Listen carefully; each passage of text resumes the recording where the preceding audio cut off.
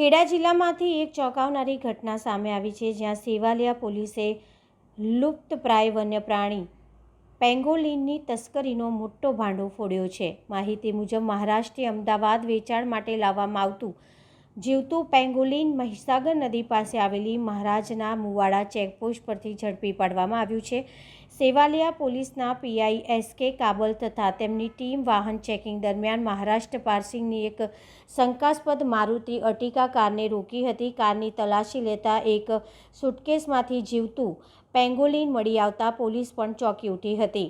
તપાસમાં ખુલ્યું કે આ દુર્લભ પ્રાણી મહારાષ્ટ્રના ગઢચિરોલી વિસ્તારમાંથી લાવવામાં આવ્યું હતું અને અમદાવાદમાં વેચવાનું હતું. આ મામલે પોલીસે 3 આરોપીઓ રવિન્દ્ર શંકર, નીતિન નારનસિંહ અને દિનેશ પ્રભાકરની અટકાયત કરી. વન્યજીવ સંરક્ષણ કાયદા હેઠળ પેંગોલિન અત્યંત સંરક્ષિત પ્રાણી છે. હાલ પોલીસ દ્વારા ગુનો નોંધી આરોપીઓ અને મુદ્દામાલને આગળની કાર્યવાહી માટે વન વિભાગને સોંપવામાં આવ્યા છે.